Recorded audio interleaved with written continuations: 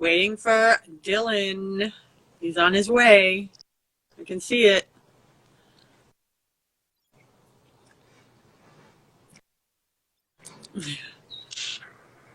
Hi, Dylan. Can you hear me? How are you? Yep, I can. I'm good. All right. Yeah. What's going on? Here in You what? not a whole lot here in quarantine. I said not a whole lot here in quarantine land. Yeah. You're in Los Angeles Just, now. You moved from Seattle. Yeah. Yes, I'm very happily residing in Los Angeles now, enjoying the sunshine and the heat and Yes. and the lack of rain and the lack of passive aggressive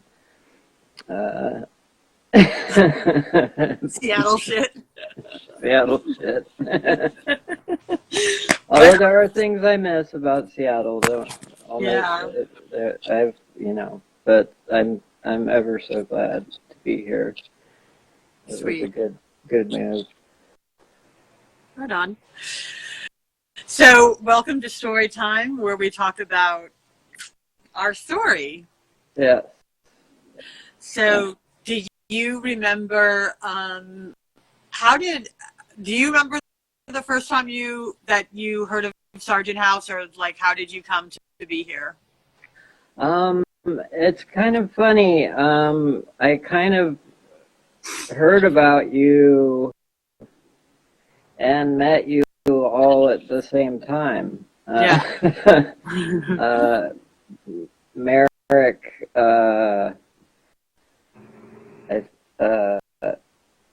booked a show. I believe it was with Deaf Heaven and Marriages at the El Rey. Yeah, and I think it was shortly after we had done our recorded. Was it shortly after we did? No, maybe it was the year after we'd done Primitive and Deadly.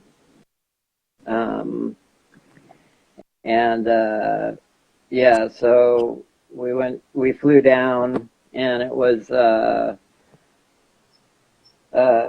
one of our rare flying gigs, so we showed up with no gear.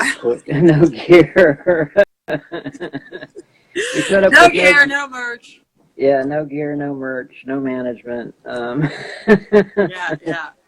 Actually, I think you had a manager at the time, because I remember they reached out to me to see if you could borrow gear that day or the day. Oh, okay. So that was right before we parted company. Yeah. But yeah, so it was sort of like meeting you and the family all in one fell swoop. It was funny because from my side, it was like I had Death Heaven and Carrie was like, oh my God, I can't believe we're playing with Dylan, Carlson. I can't believe Earth is playing with us. And Emma, Emma was literally beside herself because she couldn't believe that you were going to be touching her amp. She was like, oh my God, you don't understand. He's my icon. He's my hero. I've looked up to him. Like, my guitar playing is so informed from him. I can't believe we're playing with Earth. This is so huge. And I remember a couple, I think it was pretty, like, hey, would you ever consider managing us? And I was like, hell yeah. And they were so happy when I said I was going to start managing Earth and Dylan Carlson. So it was fun. So you were already, before you were even in Sargent House, you were already like somebody that all my bands were so into. Because I remember, funny story, Russian Circles, I was up in Seattle or something, and they were like, oh, we're going to go, we really want to go see this band Earth play. We're going to go see Earth. And I remember Mike Sullivan, just like having to go to see you play. And that was long before where I was like, you know, it wasn't even necessarily, you know, maybe 7 years before I met you. Oh, okay. A long time ago, like super, yeah, like the mystical standing over here. And it was fun. It was fun too, because I remember the first record that we've done with you is your solo record, the Dylan Carlson Conquistador record. And it was fun because it was like, that came about where you were going to like Baltimore. You were going to be at like Baltimore Death Fest or something. Yeah, there was like I had this weird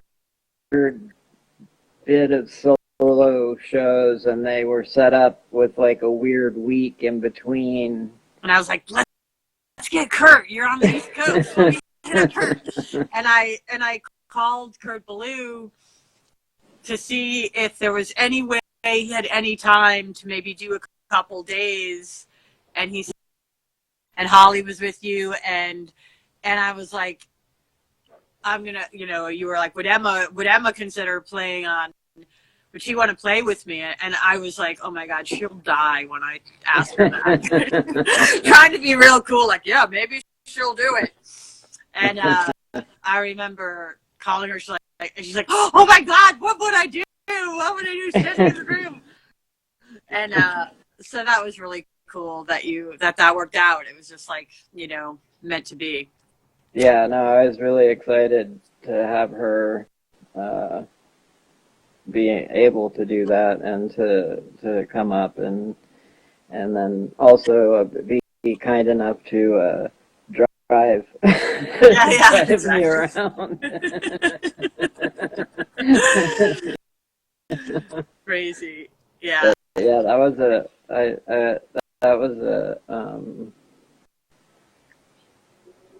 really good one of the recording experiences I really like, where it's really like loose thing. It's all just sort of like a lot of like messing around. Well, not messing around, but like fiddling around, finding like different guitar sounds, and then creating, and then creating it from the ground up without a lot of like. I mean, I've always been that way, I guess. More of a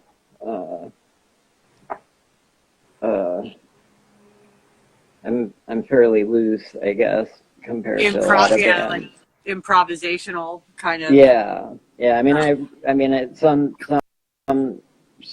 songs are more composed than others, but like I don't do demos. And I don't studio. I've never been in. I never interrupt my artists making their records. I completely 100% trust them to just go do whatever they do. And Mark likes to hear demos, but I, you know, like he's always like, hey, can we hear demos? Like, don't ask for demos. I've never understood the demo thing. It's doing re-recording it. Yeah, it's like doing the record twice. Yeah, exactly. It's definitely, demos are definitely something that apply to some artists more than others, but for some it's literally like, we could just release this if this is the demos. Why do we need to record it again, you know? But yeah, that was a fun story, how that all came about. And then of course, you know, it wasn't until, you know, years later. We've been together like over 5 years now, and it was pretty exciting and awesome and very rewarding to be able to release our first Earth record for you, which I really, really love. It's like, and I'm not saying it just to say it, but like, I think it's one of my favorite. Yeah, that was another like loose, no pressure. You and Adrian just going back to like what makes you comfortable, like, you know, just back to the basics that really work. No, that one was great because recording Primitive and Deadly was difficult. Yeah, the difficult record. Dave was lovely, and I love Rancho. Yeah. That part of it was great, getting to meet him and stuff. But some of the stuff around that record was kind of frustrating. And so this record had none of that. It was just like, I think the easiest record probably I've ever done.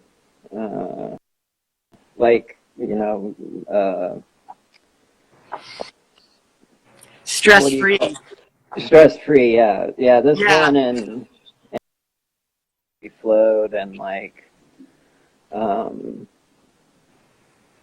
it was really enjoyable. Yeah. I mean, Angels was, since I was possibly dying. That wasn't fun.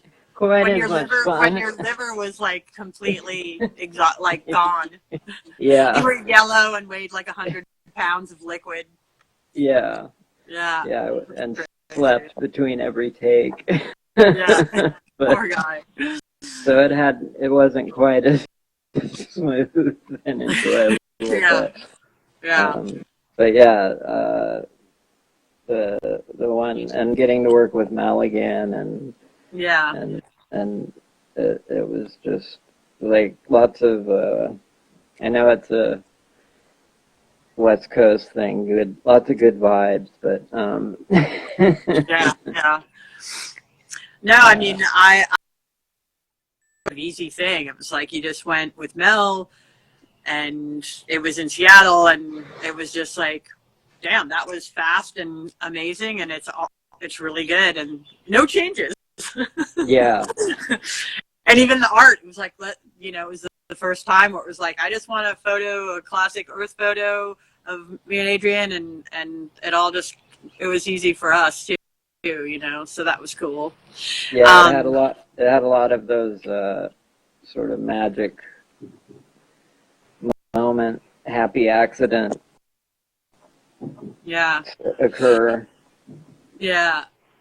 One thing that's been really cool that happened this recently, it's pretty wild, like, your music was in that Gucci thing. Yeah. Gilbert Trejo hit me up, and because of you, I ended up meeting Gilbert. He reached out to me. A good friend of his, Seth Trump, used to be one of my interns, and he was working on a movie with his dad, with Danny Trejo starring in it, and about, really heavy stuff, and was trying to, look at score, who was going to score it.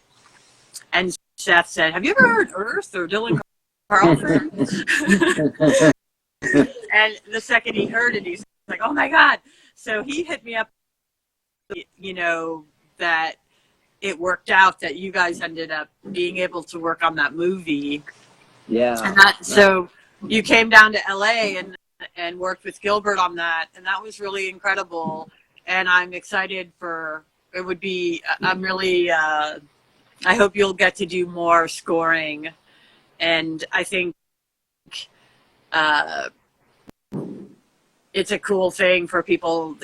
I hope a lot of people see his film. It's very powerful, and the score's amazing. No, I'm really excited for that to come out. And in fact, one of the reasons I'm most bummed with all the shenanigans going on right now is you're like, I want to go hang out with Gilbert and Arrow.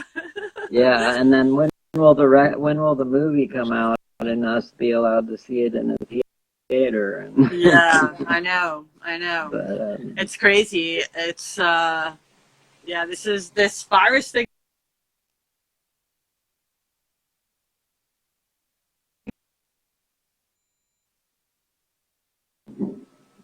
My phone rang.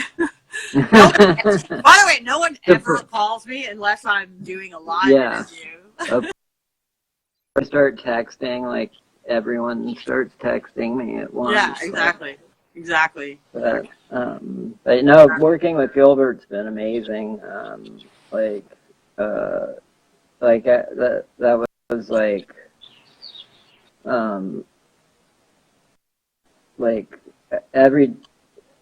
I'd play and like pretty much they liked every first take. Yeah. I like this. I like this movie. Are you sure you don't want me to try it again? And, no, that's fine. Like, just like, yeah. So it went really, really well, and like was super. I mean, I love doing that. It's a really. I mean, it's really funny. It's like it's being able to really do music, and like you really have to be able to let go of your music. You know, I mean. Like when you release it, you know, you're sending it out into the world and who knows what's going to happen. But with the film thing, it's even more of that because it's like you've handed it to this person and now they're going to do something with it. And what they do with it, it's serving a different vision. A different vision, which I find really. I mean, I enjoy it because I like seeing what they're going to do with it, and it's also really good because, like, I think so many people can get so precious about what they do, and it's like it's really nice to be able to just do it and just let go of it and see what happens. Real. It was cool. Then he put that song in the Gucci ad that he directed. Was really cool. Yeah. The little documentary. It was interesting to see it. Like it worked so well too. You know, it was like just a track from Conquistador, and it was like fashion and Dylan Carlson. Who knew? Yeah, that was really exciting because it was like he sent me the thing and was like. They said they approved it right away and everything, and so facing me at the last minute. So that was. But yeah, I would love to do more of that too. One thing that's another, obvious like drag for all of us this year was going to be a really special year at Roadburn. There was definitely like a secret collaboration that you were part of that we were really trying hard to put together, which we won't say it because we're still going to do it at some point. Yeah. But Earth was going to headline, 30-year anniversary, and Emma had invited, was curating and really wanted Earth there and Dylan, and you were going to play also with her, and that sucked. I was so excited for this year. It was going to be really, really fun, and Holly was going to dance in your set. It was just going to be such a great like family affair. So many bands of mine there. Helms Lee, who you guys toured with on the new record tour, another great band that's from Seattle, and the family and Russian Circles and Lingua and Alexis. So many of our artists were going to scene like Lingua and and Alexis Alexis and then of course getting to see Emma again, both on stage and off. And then Morbidhand, David Eugene Edwards was going to play a straight up acoustic set, which like still has to happen. We have to see that again. And I was crushed. These were like shows I enjoy all the shows I do, but there's certain shows that you really look forward to and are like this is why I do this, and this is, you know. Oh, Emma's and in it was here. going to be the first time I actually got to stay for an entire road burn. I know, we hooked it up. It was like, you got 5 days of hotel, and now, so I felt, I was like, oh, it's going to be so fun. I get to be here the whole time. My artists are all staying for the whole time, and there's no like, oh, I get to see you for an hour and you're leaving. We had it all perfectly, you know, sorted out, and then it got worked out, but we got to make sure that we do it next year. So we'll have to move whatever we can to make sure that we can. And well, I'm keeping those days open. So. Yeah, I'm keeping them open for everybody. I'm like, all right, everybody, you just have to cancel what's on your books. Nothing. I hope we're out crossing our fingers, you know? Yeah. No, I mean, I don't think it should stay any longer than it has to, and I think... Yeah, unfortunately, though, I just don't know.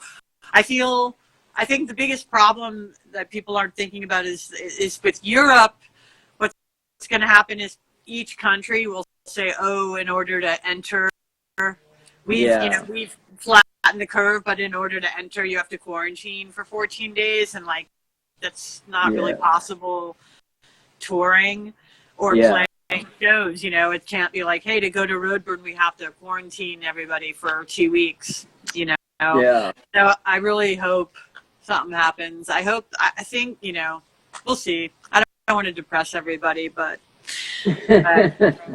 anyway. I'm hoping that the future of performance is not like video screens. This shit. Yeah.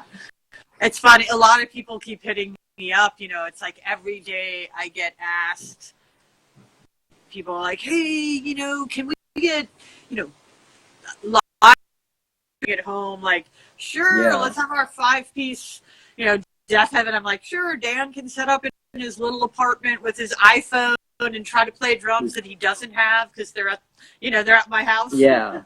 Like, no, it's not like nobody has that, you know. Yeah, it's not like we have. My stage set up in the other room with the lights and a PA and exactly all that, and a film crew ready to go. Yeah, exactly. So and it's like, no, none of my 5-piece rock bands want to do an acoustic jam by themselves in rooms, you know. But I will say it's been amazing. Shout out to Steve Brodsky and all the 2 Minutes to Late Night. Did you see Chelsea's Ozzy cover yet for Crazy Train? Oh, no, I haven't. Oh my God, it's amazing. 2 Minutes to Late Night has been doing great, multi each person, and just because they're all such great musicians that participate in it. But it's been very fun to see that. And Chelsea did Crazy Train, and like, oh, cool. And plays on it. Steve Brodsky, Uriah Hackney, of course, Arsenio Hall.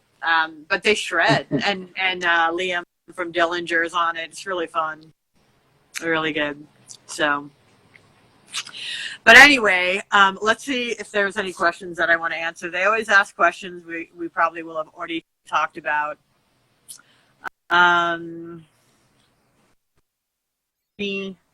Wait, what is this question? Hold on. How long did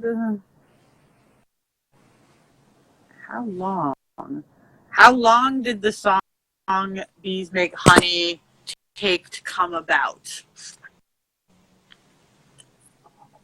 To write it or record it? I think it was to write it. That one came pretty quick. I mean, I write songs. If you have a question, push the little people out there. Sorry, there's a little next to the comment button. There's a question mark, and that's where you can put your questions, and then I can actually see them versus the scroll. Yeah. Go ahead.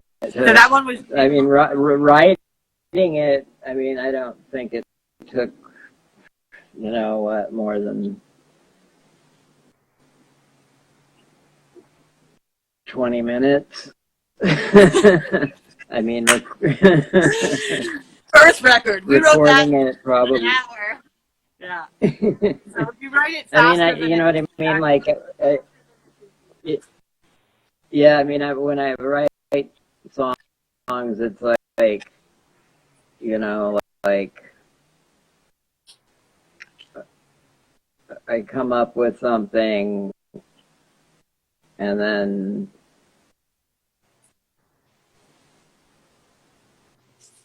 I usually come up with there? Sorry. something else and then something else, and then I'll sort of realize that either they all go together and it becomes one song, or it doesn't need anything more and it becomes a song. So the writing part is generally pretty quick, I'm not, if I was, trying to come up with a vocal melody and then, right, stuff. Your Wi-Fi like keeps that. cutting in and out, Dee. Yeah, but since I'm mostly just writing the instrumental Dude, your Wi-Fi keeps cutting out. music. Hold on, I'm checking it out. Please tell us more. I all right. hear something. Sorry. And I know. You hear my dogs? I just know, like, okay, that's a good riff, or that's not a good Shit, my riff. Sorry, my phone is like not having good internet connection. And then, hey, Dylan. Yeah. Dylan. So. Can you hear me? Because you're cutting out. Maybe hang up and try to dial back in. Anywhere. But that one, I think. Hey. Oh. Shit. I can't. Since it and then record takes. I mean, probably 5-10 minutes, and then recording took longer because people had to add their parts, God, my phone sucks. Sorry. But, yeah. I'm not hearing like it normal. Shit. Is everybody else hearing him okay? And it's just me, or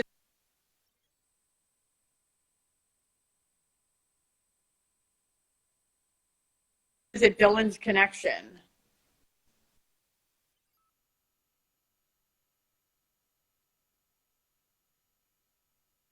Hold on. I don't know how I'm going to do this. Let's see. Dylan.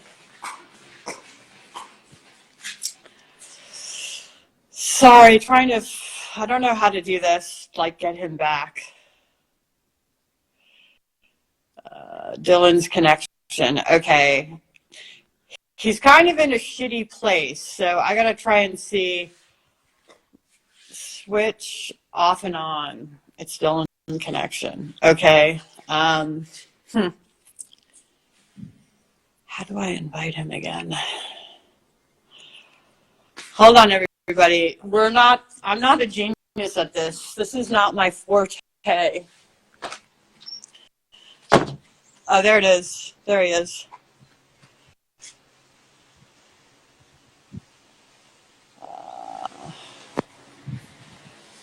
Hold on. Let's see if we can get him back.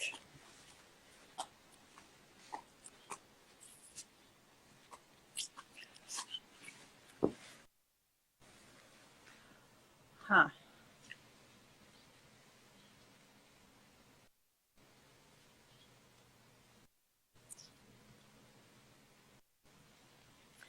It's just trying to connect with Dylan, and it's taking a while. It says waiting for him, but Dylan,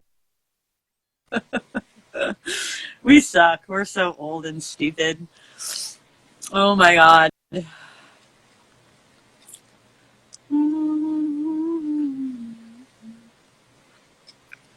Let's see.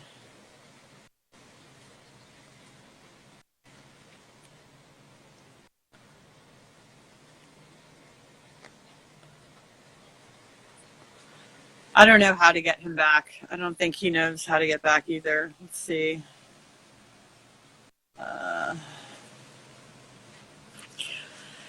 Maybe I should just end it and try to do it again with him. I don't know where he's going, where he is.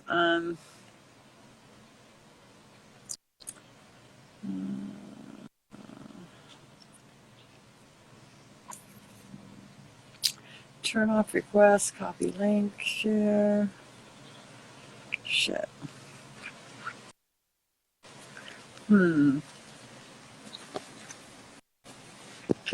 Damn, this thing sucks. We're going to find a better system to do these because I hate Instagram Live. It's kind of bullshit. All right, let me text him on my iPad. Try to sign back in.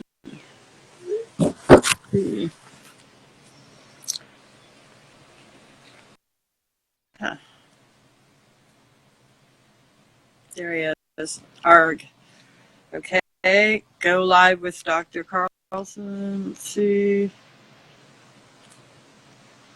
Fuck. Sorry, guys. Might be it. Can't get him. Trying to sign back in. I think he has just a really shitty Wi-Fi connection.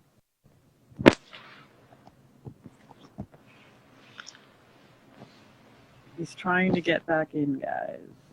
Okay.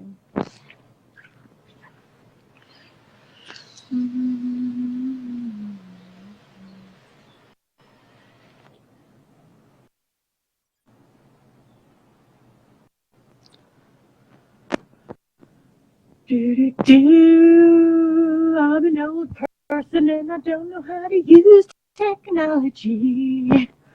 But it's not true. I do actually know how to use it. It just doesn't know how to use me.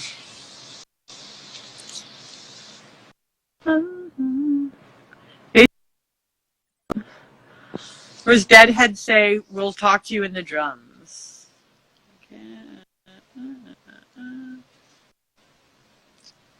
Can't find him.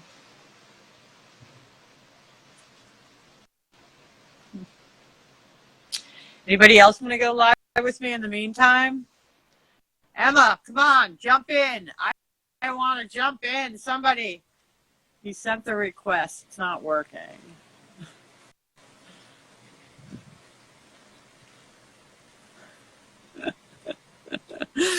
Oh, man.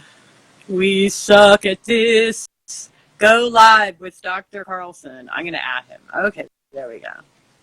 See if this works. All right.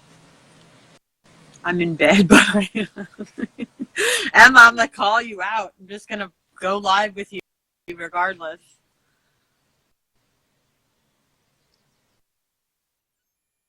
So I'm gonna call this one a day. Sorry for the technical difficulties.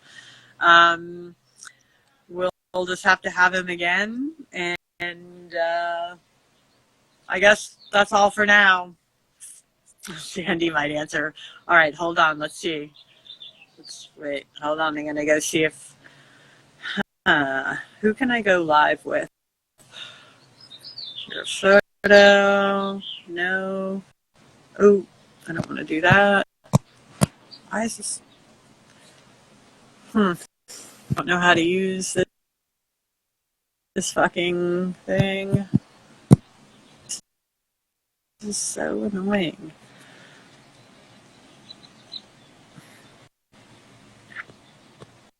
Okay.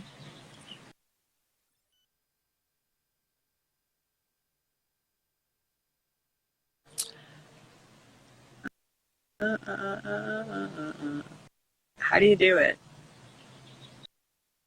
Who wants to talk to me? JJL, you want to talk to me? Go live with JJL.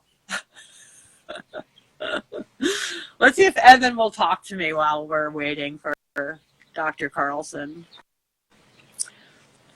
Now no one will hit me up. Oh, there he is. It keeps not sending my requests. Okay, hold on.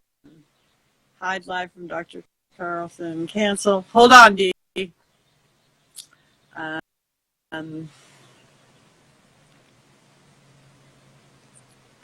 Go live with Dr. Carlson. Let's see. We got to give it one more try.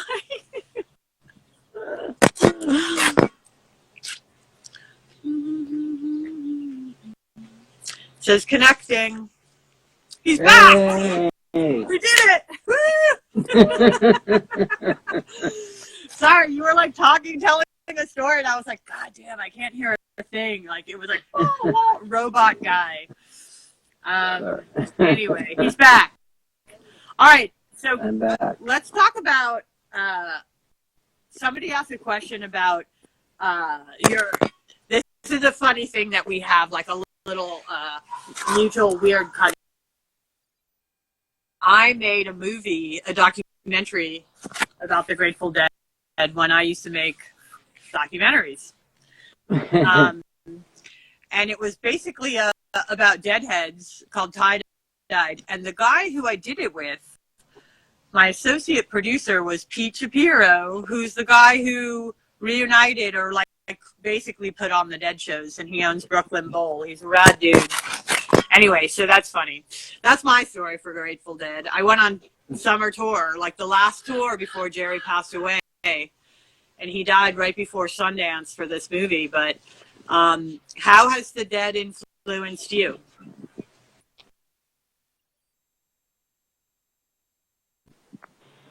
I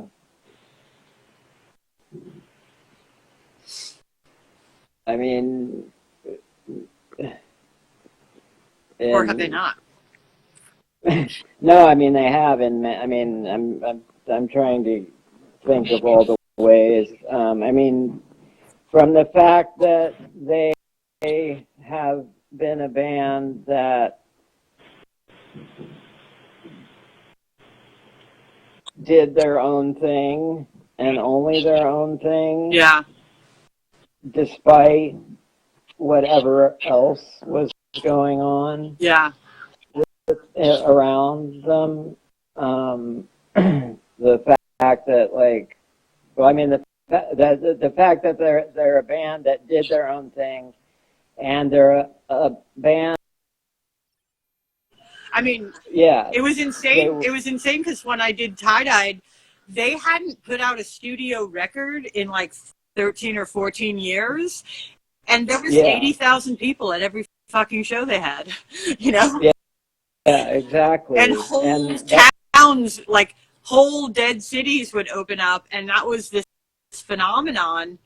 And they, you know, they were obviously they invented basically Napster. They created the original concept of, and that's why they were so huge, was they invited people to record their shows and trade it. Yeah, that's another thing that to fans to share the music. You know, share the experience of a show with other people. The fact that they had their own infrastructure, you know what I mean, from the ground up. They didn't, you know, they made their own shit. It's like they were a huge influence in the Dead, the way the Dead ran their world was a huge influence on how I run Sargent House. It was very much a like, I don't network, and I don't do all that like industry bullshit. I live outside of the industry, and we created this really organic, beautiful thing that's really about music, and it's not about like bullshit. And I don't care about major labels, and I don't care about attorneys sending me like, oh, check out my band. And, you know, I don't play like the normal corporate music game, and neither did they. You know, they were just literally created their own world, their own you know, like their own touring situation, all of they were the first band to like really have just a sick merch game, shared music, and people, you know, the classic thing was like, oh, you can't give away your music like that, like you're letting people bootleg, everything has to be monetary. And they were like, no, man, just let it ride. And that's what actually made them enormously wealthy, because they were selling it. They're like, we're good with selling 80,000 tickets everywhere we go, which is because all these people had free access to the music. And there's so many things they did that were inspirational to me, you know? You know, and I think it's like we're from the same, you know, age group and stuff.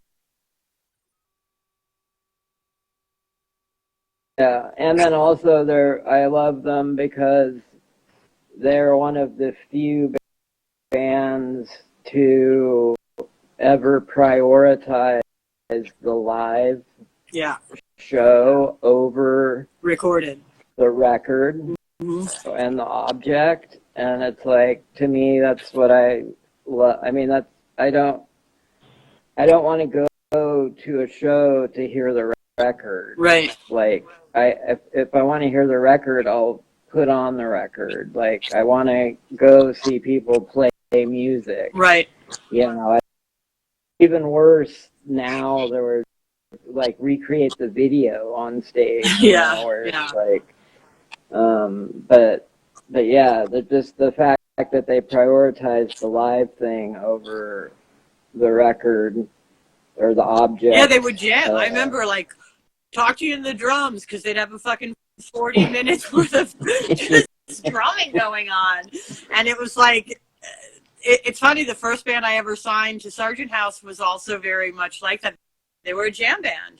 It was, you know, our ex-bandits would literally go into like 11-minute fucking super prog jams live. You never saw the same concert. And I'd always try to explain to people, like, don't listen to their record, go to a show, because the record doesn't represent what it's like live. Live, it's such you're just mind blown at how the musicality of it.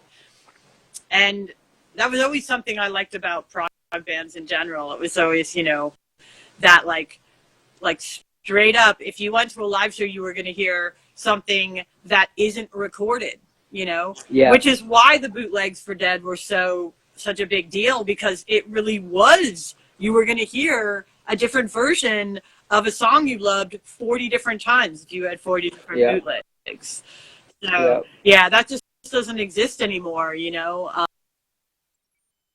Jam bands, it's like, you know, no, people who know how to play instruments are interesting to me, so I don't mind them. No, and then unfortunately, like so many of I think people were so desperate to find that again that a lot of subpar bands made careers off of trying to do the Dead. Of trying to do the Dead. Yeah. I won't name names, but rhymes with fish. Yeah, exactly. But yeah, and then just also the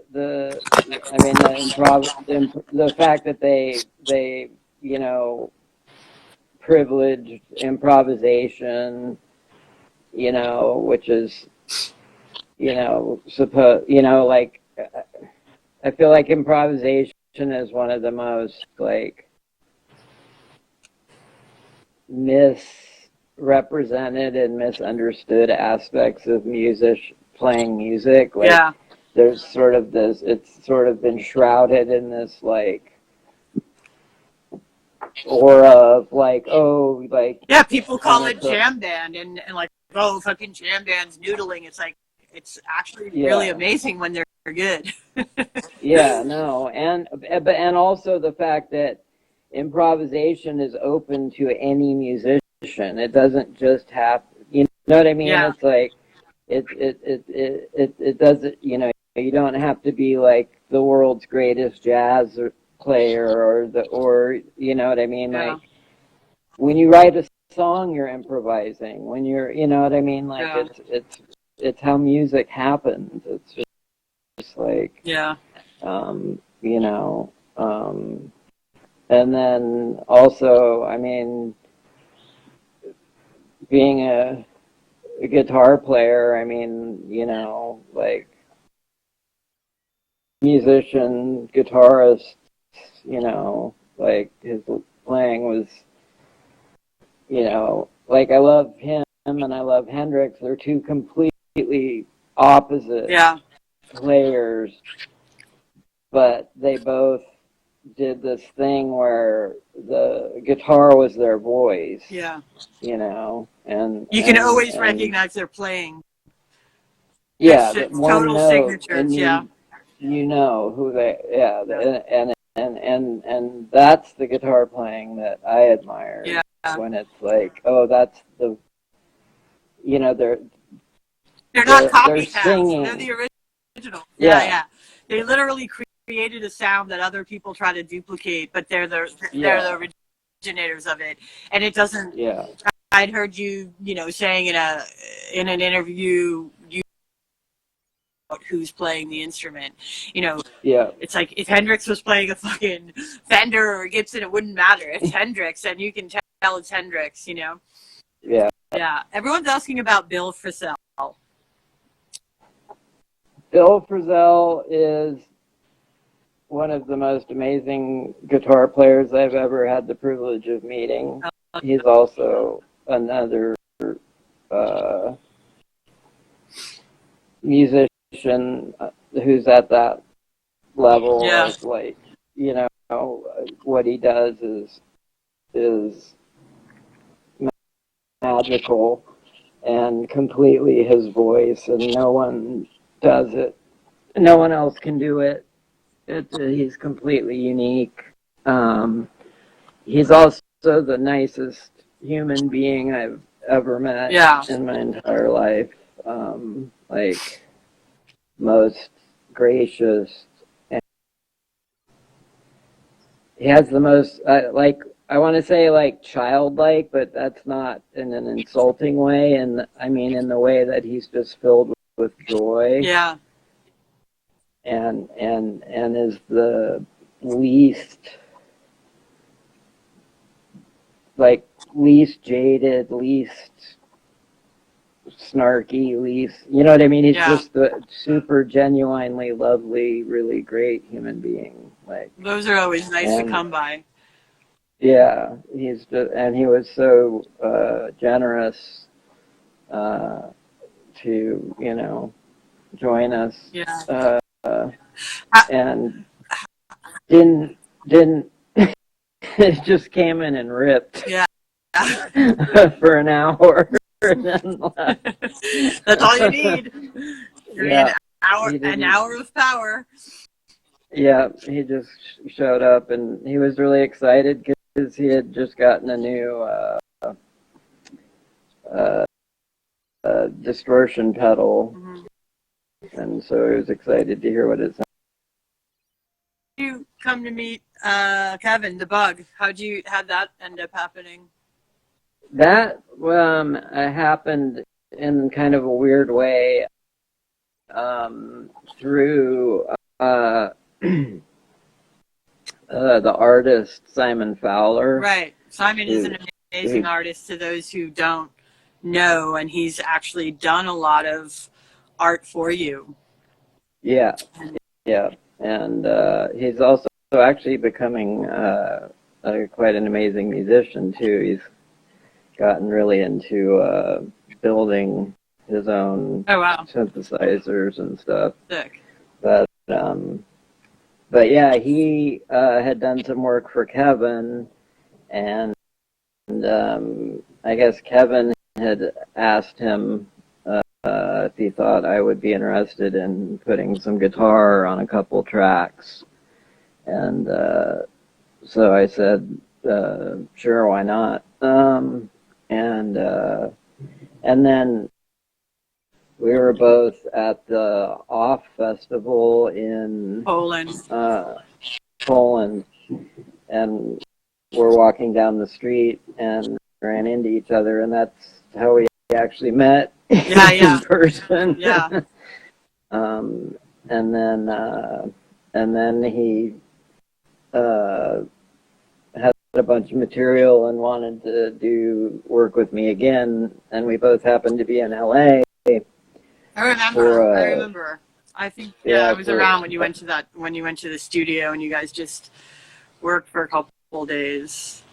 Yeah, he had worked on a lot of the material at his own place in Berlin, and then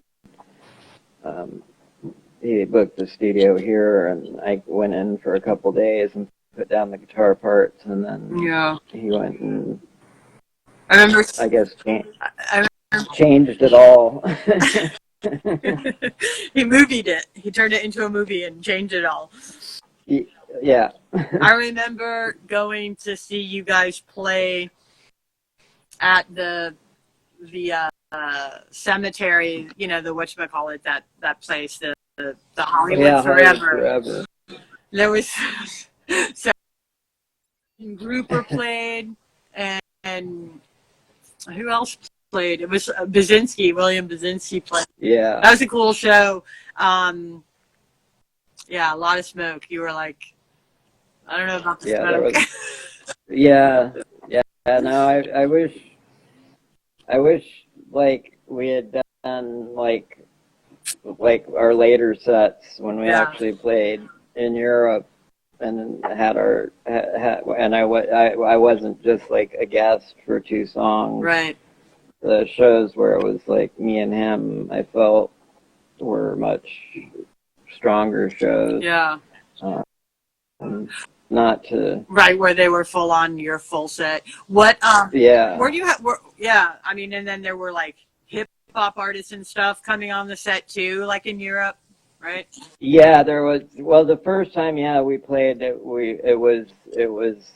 I did the first half of the set, and then Flodan, who's an MC he's worked with, did the second half of the set. Right. Okay. Yeah. Yeah. Which I unfortunately couldn't watch because of the strobe lighting. Right. Because you would die of an ethyl. Yeah. But yeah, and then we did some shows where it was just the 2 of us that were quite enjoyable, especially the Liverpool show was one of my favorite shows. Yeah. Probably the loudest show I think I've ever played. Yeah. What if you had to just out of curiosity, because I always find this really interesting, because obviously as a manager, I constantly see people's interpretations, their like assumptions about artists, like, oh, he must love drone, or he must love everyone thinks Russian Circle sits around and listens to instrumental music, and literally none of them do. What's a big a misconception about you that a lot of people seem to think that where it's like, hey, when are you gonna collaborate with so and so, and you're like, never, I hate that fucking band, or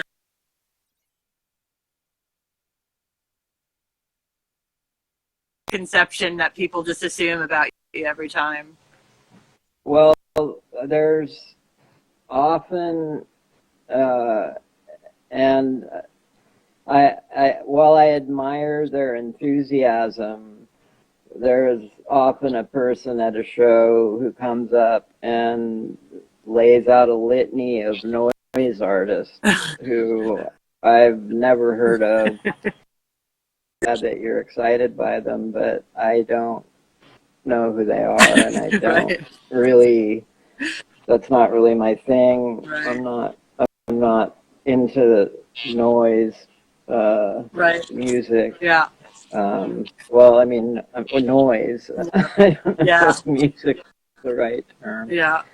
I get Um, that a lot too. A lot of people seem to think I love noise, and it's actually something I really do not give a fuck about. yeah. I don't like Yeah. grindcore noise. Like, it's just not my thing.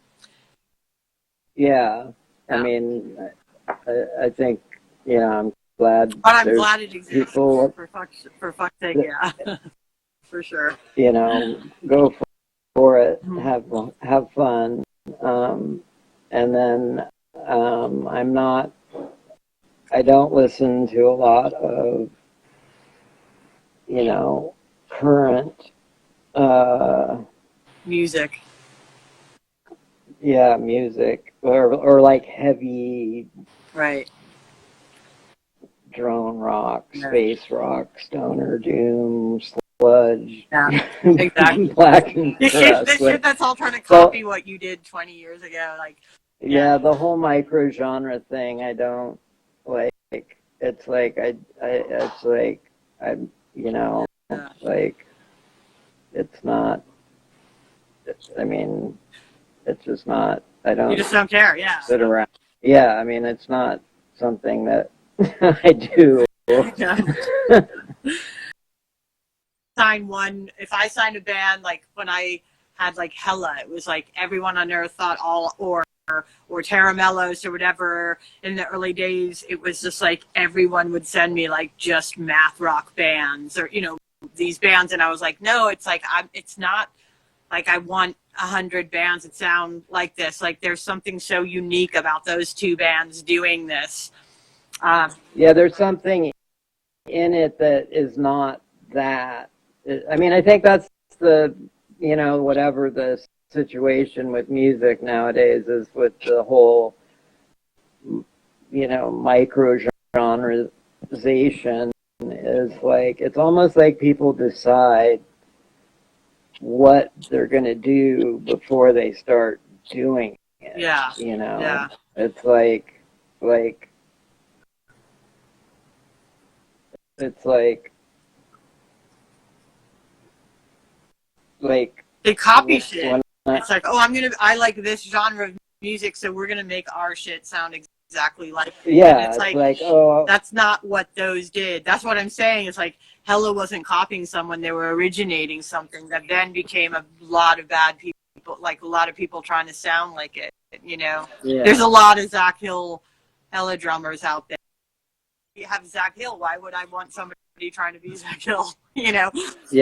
But yeah, it's I definitely it is interesting to. The other thing that's interesting is with the misconceptions is the same as like, do you ever find that when you get sent interviews and someone's not even asking a question, they're literally telling you a paragraph of what they think your music is about, and it's sort of like, okay, well, what's the question? You've you've literally just given a lecture about the meaning of this song. Are you asking me what the actual meaning is? I find that to be very funny every time. So many interviews are like that, where it's like, these aren't questions, these are statements by a person saying they're a writer. I don't even know how my artists are supposed to answer this non-question. And it's always completely wrong. It's like, obviously you were inspired by, and it's like, never heard of that. Yeah. Yeah. Influences. Yeah. Oh, you must be influenced by yada yada. Yeah.